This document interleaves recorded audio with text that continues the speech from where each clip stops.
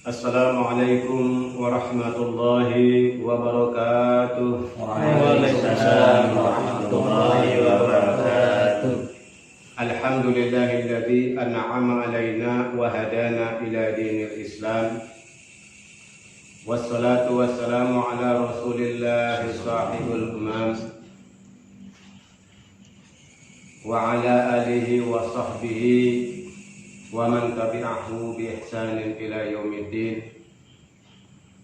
Amma ba'du, qala rabbi ishrah li sadri wa yassir li amri wahlul 'uqdatam min lisani yafqahu qawli. Subhanaka la ilma lana illa ma 'allamtana innaka antal alimul hakim.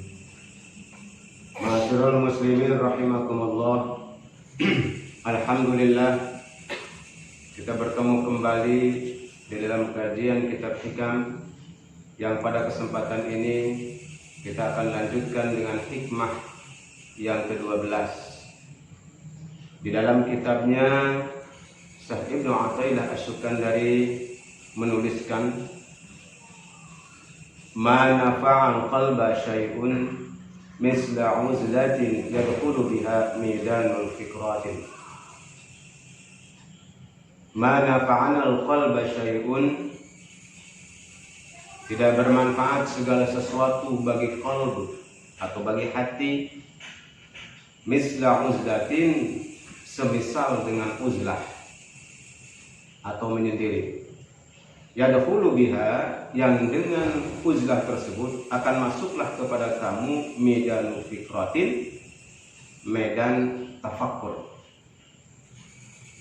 Saudara-saudara sekalian, di dalam hikmah ini Syekh Ibnu Athaillah ingin menyampaikan kepada kita semua tentang betapa pentingnya uzlah dan tafakkur. Terutama ini bagi orang-orang yang berusaha untuk mendekatkan diri kepada Allah. Orang-orang yang sedang menuju kepada ma'rifatullah. Maka uzlah dan tafakkur ini merupakan suatu keharusan, bagian daripada perjalanan yang harus dilaluinya. Oleh karena itu,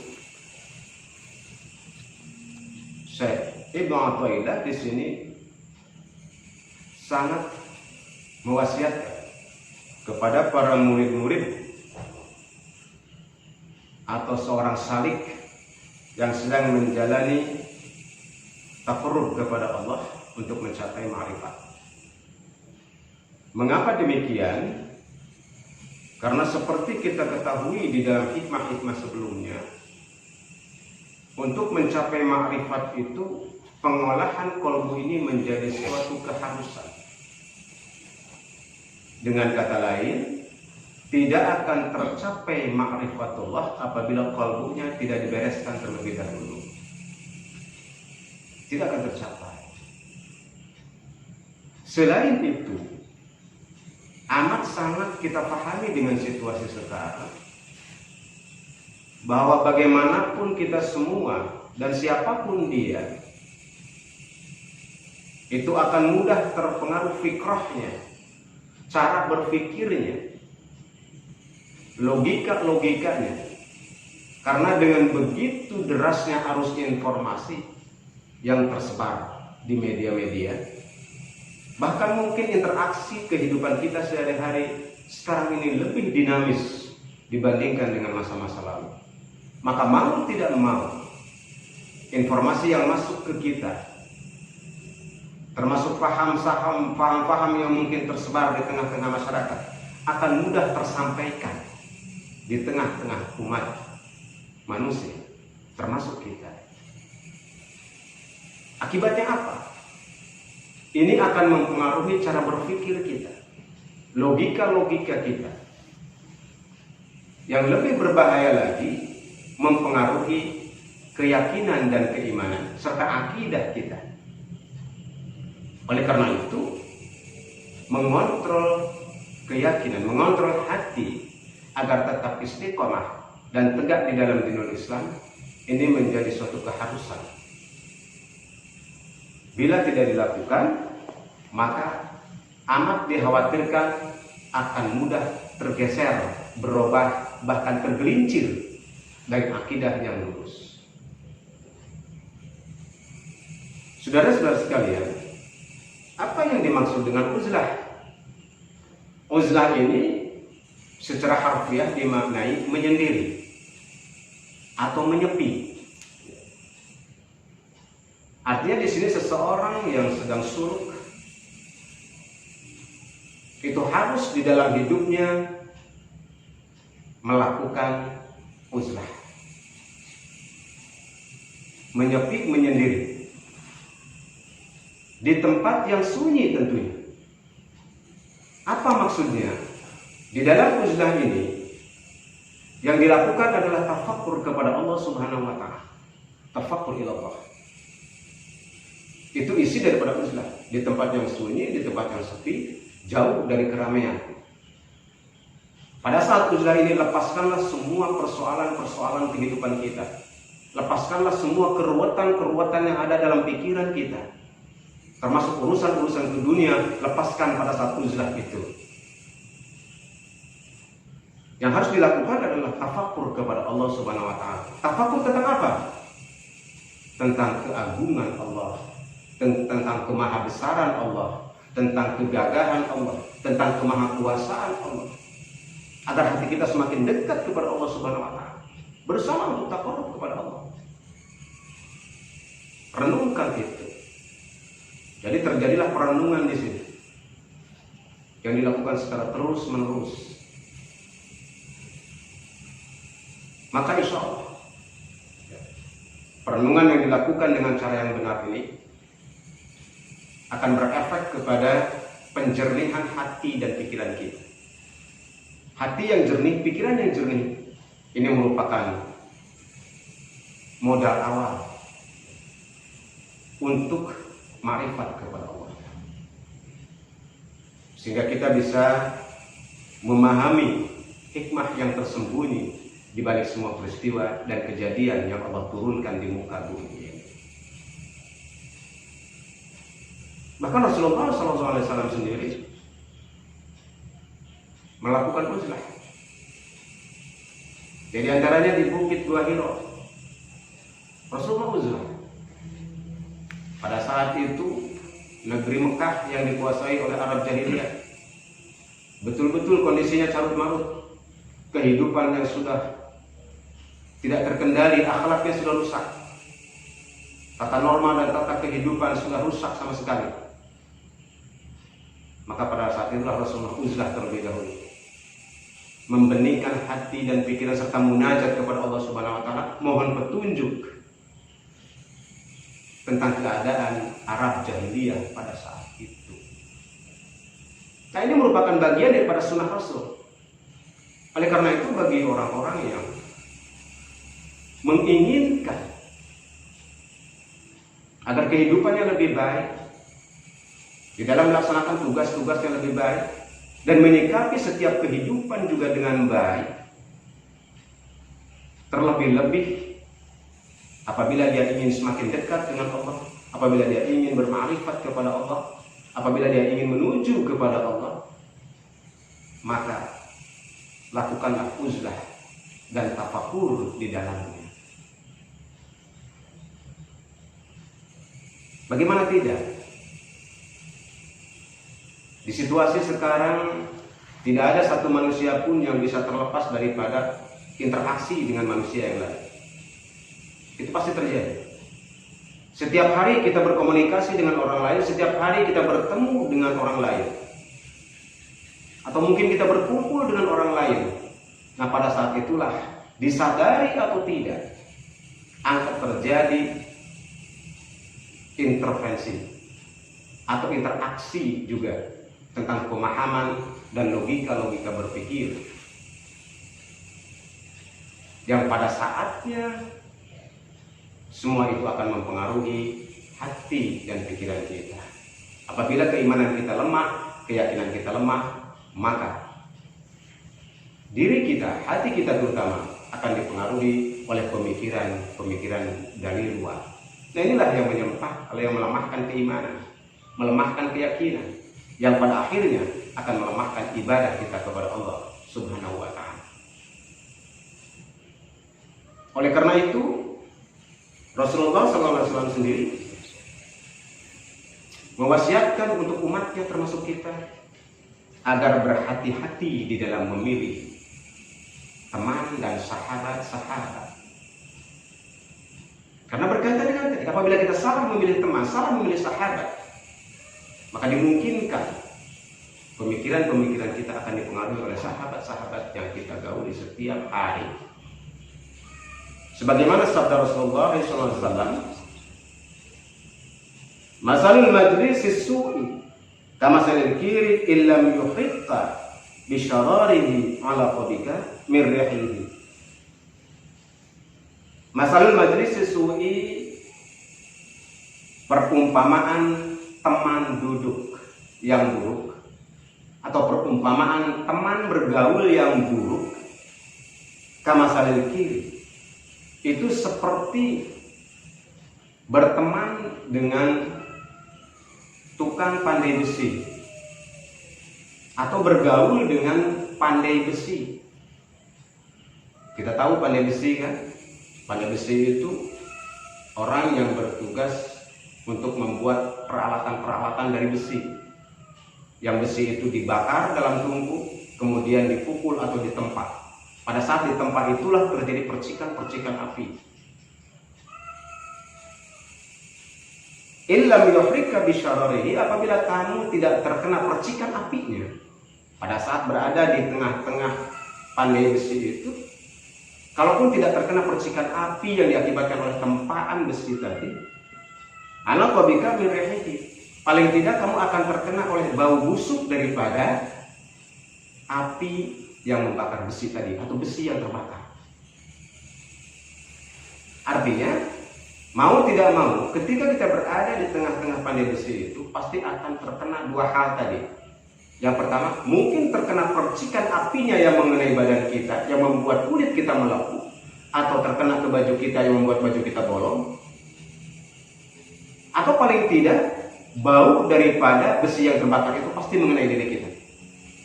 Sehingga ketika keluar kita dari pandai besi itu, bau besi itu akan menempel di badan kita dan bisa tercium oleh orang lain.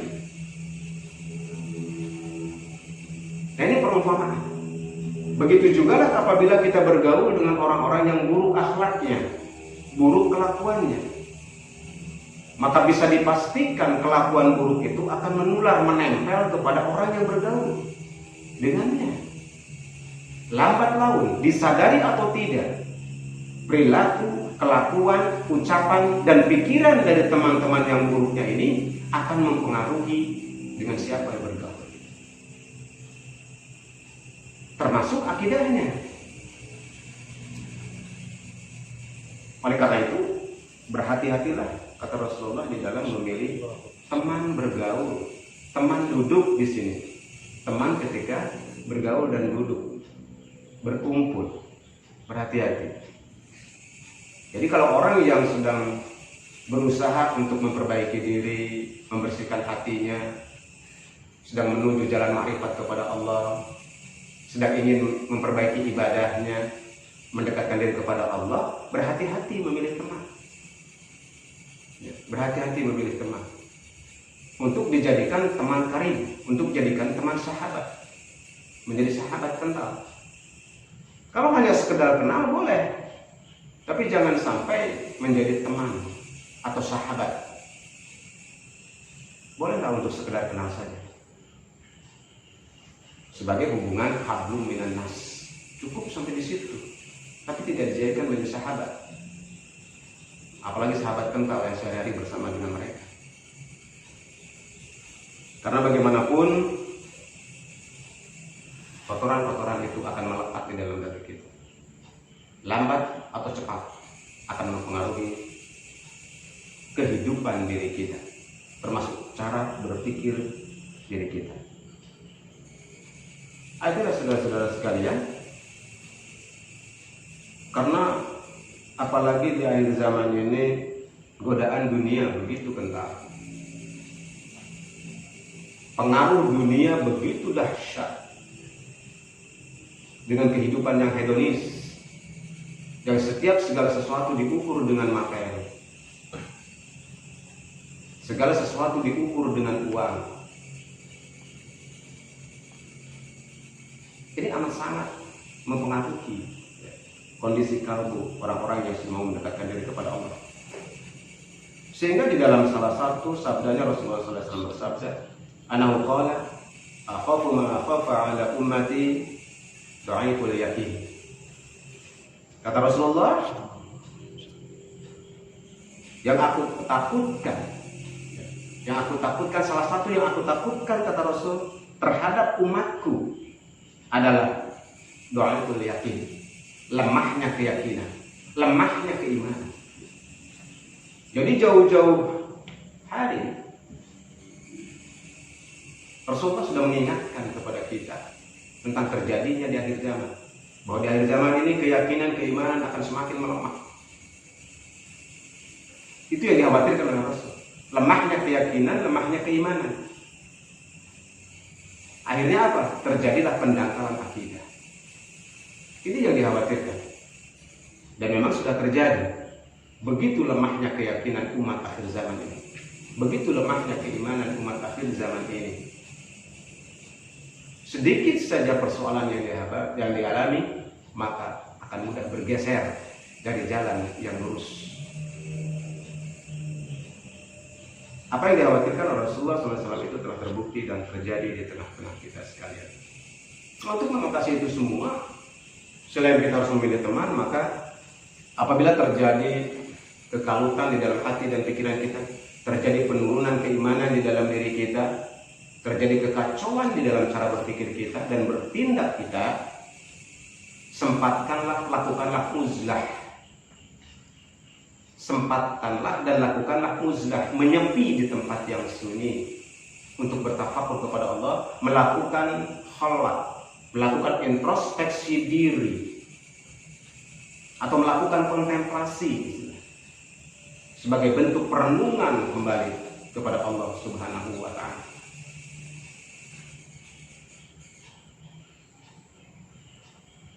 Efek yang dilakukan ketika uzlah ini luar biasa, saudara-saudara.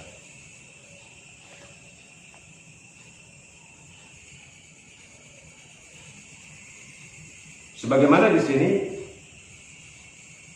di dalam salah satu hadis disampaikan tentang keutamaan daripada tafakur dan uzlah tadi, yaitu tafakkaru sa'atin khairum min ibadati sab'ina sanah. Melakukan tafakur sesaat khairum min ibadati sab'ina sanah, itu lebih baik dibandingkan ibadah 70 tahun. Keutamaan. Jadi orang yang melakukan uzlah kemudian melakukan tafakur, dan tafakurnya dilakukan secara baik dan benar sesuai dengan tuntunan Allah dan Rasul, maka itu jauh lebih baik dibandingkan ibadah 70 tahun. Ini menunjukkan keutamaan dari uzlah dan tafakur itu. Perbandingan dengan ibadah seperti apa? Perbandingan dengan ibadah yang dilakukan dengan ghaflah, ibadah yang dilakukan dengan lalai, ibadah yang dilakukan tanpa ilmu, dan ibadah yang dilakukan dengan dipenuhi oleh kotoran-kotoran batin atau dipengaruhi oleh penyakit-penyakit ruhaninya. Maka ibadah yang dilakukan dengan kondisi-kondisi seperti tadi, tanpa ilmu, tidak yakin, kemudian masih banyak penyakit di dalam kalbunya, itu masih jauh lebih baik melakukan tafakur oleh orang-orang yang benar. Perbandingannya 70 tahun. Kalau kita renungkan betapa luar biasanya uzlah dan tafakur ini, karena memang efeknya bagi ruhani seseorang itu juga luar biasa. Ketika seorang melakukan uzlah, tafakur, berarti pada saat itu dia lepaskan semua urusan-urusan duniawi ya. Pada saat itu dia lepaskan segala keruatan-keruatan dalam kehidupannya. dia lepaskan. Dia hanya berpikir tentang Allah, Allah, Allah, Allah, tentang keagungan, kemurahan, kebesaran, kegagahan, maha kuasa Allah. Itu yang dilakukan selama tafakur. Kemudian juga pada saat melakukan tafakur, diyakini pada saat itu dia melakukan muhasabah. Dia melakukan introspeksi diri, dia menghisab dirinya tentang apa-apa saja yang pernah dilakukan di masa lalunya, tentang dosa-dosa dia, tentang kekeliruan-kekeliruan dia, tentang kesalahan-kesalahan dia di masa lalu akan terungkap semua pada saat tafakur itu. Efeknya akan timbul rasa penyesalan di dalam diri orang itu. Betapa banyak dosa yang kami lakukan, betapa banyak kekeliruan yang sudah saya lakukan, betapa banyak kesalahan-kesalahan yang pernah diperbuat. Timbul itu semua pada saat perenungan tadi, pada saat tafakur tadi timbul. Setelah itu timbullah penyesalan di dalam dirinya, menyesali atas semua itu. Dan ada keinginan untuk melakukan taubat. Timbul keinginan untuk melakukan taubat. Akhirnya dia mohon ampun kepada Allah dengan berzikir astagfirullahaladzim, astagfirullahaladzim. Dia meneteskan air mata pada saat merenung itu. Pada saat dia tafakur dan uzlah itu, dia meneteskan air mata dan mohon ampun kepada Allah Subhanahu wa Ta'ala. Dia banyak-banyak beristighfar. Dan dia berjanji untuk tidak mau mengulangi lagi kesalahan-kesalahan yang pernah dilakukan di masa lalu. Dan kemudian dia akan melakukan taubat dan nasuha. Ini efeknya yang luar biasa. Makanya nilainya itu tinggi di sisi Allah.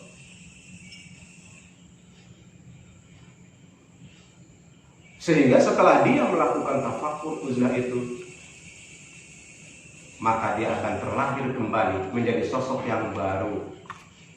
Akan terjadi perubahan di dalam sikap, perilakunya, ucapan, tindakan, dan cara berpikirnya. Termasuk ada tajdid di dalam keimanannya. Keimanannya menjadi bertambah. Keyakinannya menjadi bertambah. Dan setelah itu, efeknya terhadap ibadahnya akan lebih yakin. Dimungkinkan ibadah sholatnya akan lebih khusyuk, baca Qur'annya juga akan lebih khusyuk. Di dalam bermuamalah, ketika melakukan amal soleh juga dilakukan dengan benar, jauh daripada sifat-sifat mazmumah, jauh daripada sifat-sifat tercela. Ketika dia melakukan amal soleh itu sudah tidak ada lagi riya di dalam dirinya.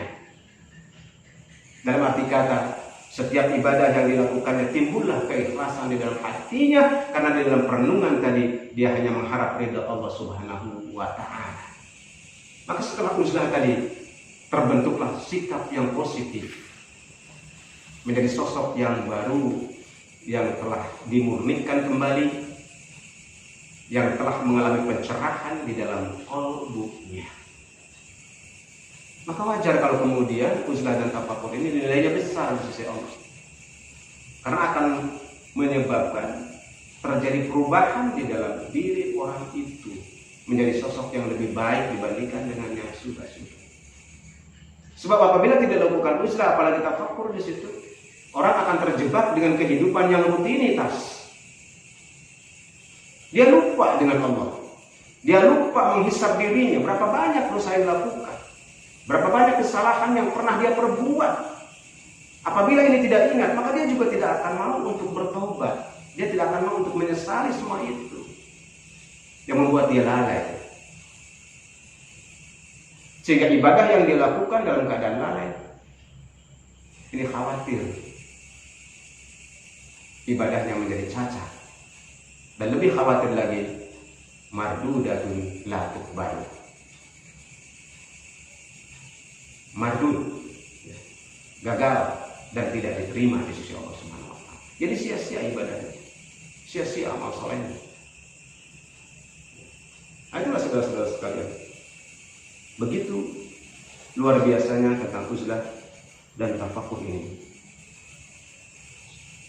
Bahkan disampaikan di sini oleh Ka'ab, man arada syarafal akhirata fal yuksir tafakuri.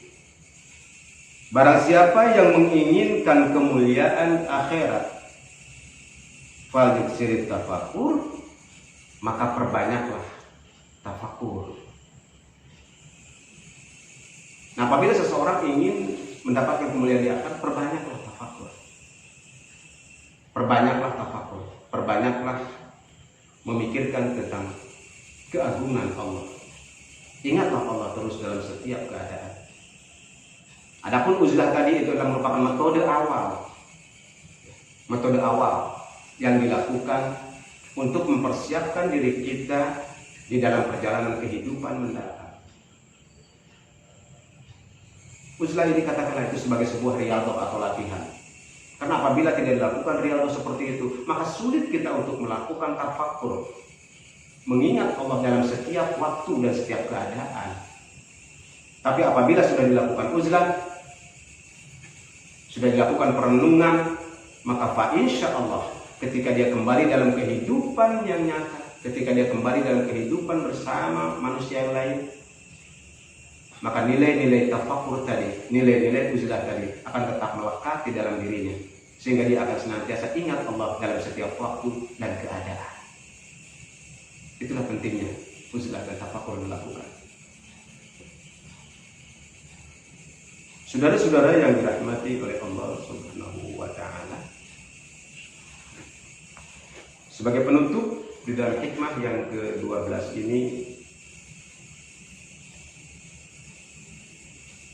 saya bacakan di sini perkataan Hasan Al-Bisri radhiyallahu anhu.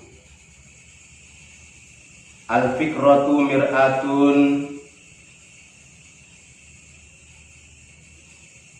tafakkur itu ibarat cermin, turika hasanuka min qabihika, akan terlihatlah kebaikanmu di samping keburukanmu. Wayat qaliu aidan biha, dan demikian juga tafakkur itu ibarat cermin, ala azamatillahi ta'ala wa jalalihi, akan terlihat oleh kamu keagungan Allah dan juga kegagahan Allah. Idza tafakkaru fi ayatihi wa masnu'atihi, ketika seseorang bertafakkur tentang tanda-tanda kekuasaan Allah dan juga penciptaan Allah.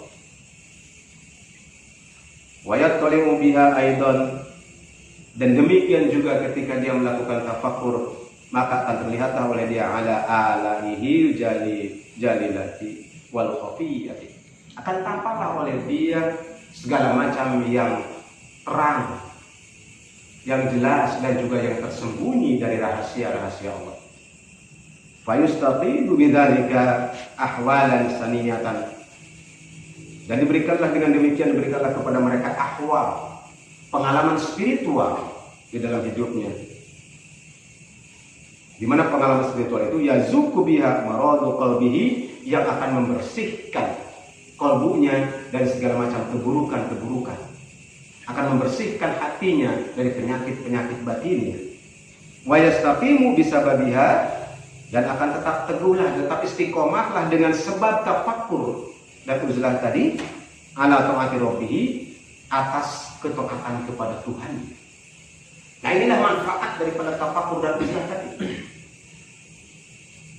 Jadi uzlah atau tafakkur itu ibarat cermin. Cermin. Jadi dengan cermin itu kita bisa melihat yang pertama, keburukan-keburukan kita. Jadi dengan tafakkur tadi akan tampak seperti kita melihat sebuah cermin, keburukan-keburukan kita akan terlihat kembali, akan terungkap kembali, teringat kembali. Inilah yang menyebabkan seseorang untuk melakukan taubat dan perbaikan diri. Kemudian yang kedua, dengan tafakkur tadi juga seperti cermin akan nampaklah keagungan Allah Subhanahu wa Ta'ala. Akan nampak, terlihat dengan batinnya, terlihat dengan kalbunya keagungan Allah dari hasil tafakkur tadi. Dan juga kegagahan Allah ketika dia memikirkan tentang ayat-ayat Allah, tanda-tanda kekuasaan Allah di alam semesta ini, dan juga tentang ciptaan-ciptaan Allah. Nah, kemudian yang ketiga juga akan nampaklah segala sesuatu rahasia yang jelas, yang nyata maupun yang tersembunyi di balik rahasia-rahasia alam semesta akan nampak di dalam batin, terlihat oleh basyirahnya. Dan juga pada saat itu akan ada ahwal, pengalaman spiritual yang dialami. Orang yang melakukan uzlah dan tafakur akan mengalami pengalaman spiritual. Allah tanamkan ahwal ke dalam kalbunya sehingga dia mengalami pengalaman spiritual yang menyebabkan dia semakin dekat kepada Allah, yang menyebabkan dia semakin mengenal Allah. Itulah yang disebut dengan ma'rifat Allah. Dan juga akan membersihkan hatinya dari segala macam penyakit-penyakit hati dan kotoran-kotoran batin. Dan setelah itu, dengan sebab uzlah dan tafakur yang benar tadi, dia istiqomah, tegak lurus di dalam menjalankan perintah-perintah Allah Subhanahu wa ta'ala, tidak bergeser lagi. Dia menjadi orang yang istiqomah, tidak mudah terpengaruh oleh situasi apapun dan keadaan apapun, karena keyakinannya sudah teguh kepada Allah Subhanahu wa ta'ala. Nah, itulah saudara-saudara sekalian, hikmah dan manfaat daripada uzlah dan tafakur dalam rangka melakukan restorasi diri atau renovasi diri untuk memperbaiki diri. Apabila kita ingin memperbaiki diri, lakukanlah uzlah dan tafakurlah selalu kepada Allah SWT. Insya Allah Allah akan memberikan hidayah, taufik dan inayah kepada orang-orang yang mau melakukan itu sebagai bagian daripada sunnah Rasulullah SAW.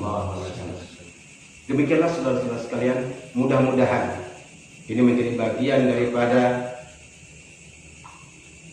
ilmu yang kita miliki, atau setelah kita tahu ini akan menjadi terbukalah hati kita tentang apa-apa yang harus dilakukan untuk memperbaiki diri kita, terutama memperbaiki kalbu kita. Dan itu juga merupakan tenaga yang kuat, energi yang kuat, motivasi yang kuat untuk menjalani kehidupan yang penuh tantangan ini. Dan hanya kepada Allah kita memohon pertolongan dan perlindungan dari segala macam panca bahaya dan godaan dan fitnah dunia. Mudah-mudahan pertemuan ini ada manfaatnya bagi kita semua. Dan kepada Allah kita mohon ampun. Sekian, mohon maaf apabila ada kekeliruan di dalam penyampaian hikmah yang ke-12 ini. Mudah-mudahan kita akan bertemu kembali di dalam hikmah yang ke-13, merupakan lanjutan daripada hikmah yang ke-12 ini. Terima kasih. Hadallahu wa yakum ajma'in. Wallahu muwaffiq ila aqwamit thoriq. Wassalamualaikum warahmatullahi wabarakatuh. Waalaikumsalam warahmatullahi wabarakatuh.